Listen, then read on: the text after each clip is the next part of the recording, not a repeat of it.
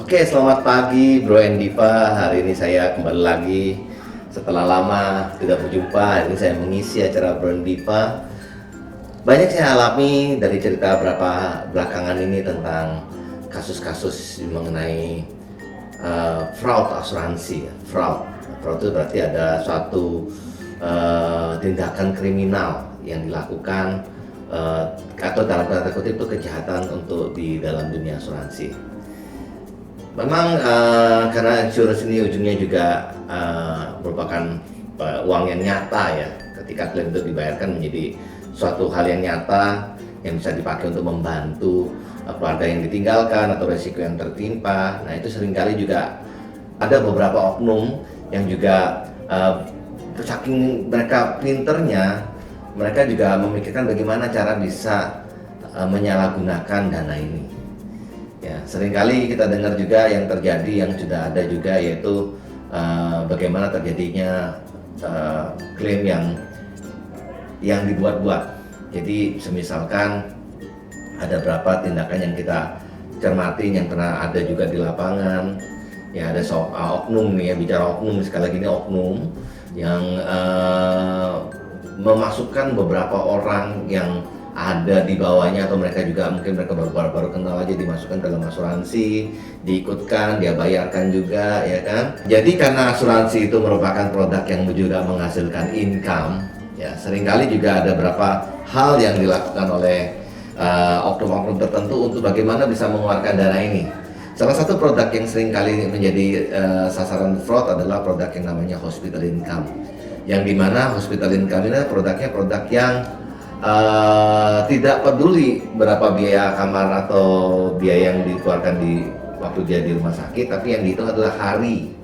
Nah, hari berapa lama dia ada di rumah sakit. Misalkan contoh dia ikutnya produk yang mengcover satu harinya 1 juta, sedangkan dia masuk 10 hari, berarti perusahaan asuransi akan mengeluarkan uang 10 juta.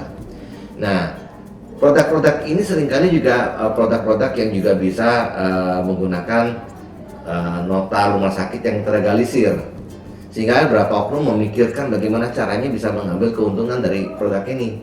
Dan yang sering terjadi adalah ada oknum tertentu yang akhirnya dengan ide-ide yang sangat kreatif gitu ya, ide-ide dalam tanda kutip kreatif, itu mengikut sertakan orang-orang yang bahkan dia tidak kenal ya, diikutkan produk-produk seperti ini yang dimana dia memakai KTP-nya, memakai orang ini untuk buka rekening, dan ujung-ujungnya semua buku rekening dan buku kartu tabungannya semua dia yang pegang, oknum ini yang pegang.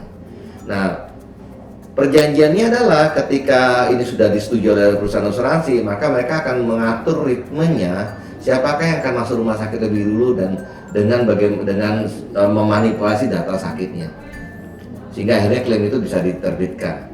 Nah, teman-teman bisa bayangkan nggak kalau di bawah itu ada 10 orang dan 10 orang ini bergantian ya kan, dan masing-masing dia punya cover misalkan contoh 1 juta sehari ya, yang A 10 hari di rumah sakit berarti dia dapat 10 juta, yang B kemudian dia mungkin 20 hari masuk rumah sakit dia ada 20 juta, dan kalau dikumpul-kumpulkan ini bisa sekian miliar. Dan teman-teman yang si A si B ini sebagai pelakunya, sebagai orang yang disuruh, dia juga dibagikan hasilnya. Teman-teman bisa bayangkan nggak berapa income yang bisa didapatkan oleh oknum ini? So itu salah satu bentuk kejahatan asuransi yang juga ada yang terjadi bukan hanya di Indonesia tapi juga ada di beberapa negara lain. Khususnya yang saya omongin yang ada terjadi di Indonesia. So itu teman-teman. Jadi asuransi ini tujuannya baik, yaitu membantu orang-orang di Indonesia untuk mempunyai planning meminimalisasikan risiko. Tapi sebaliknya asuransi juga bisa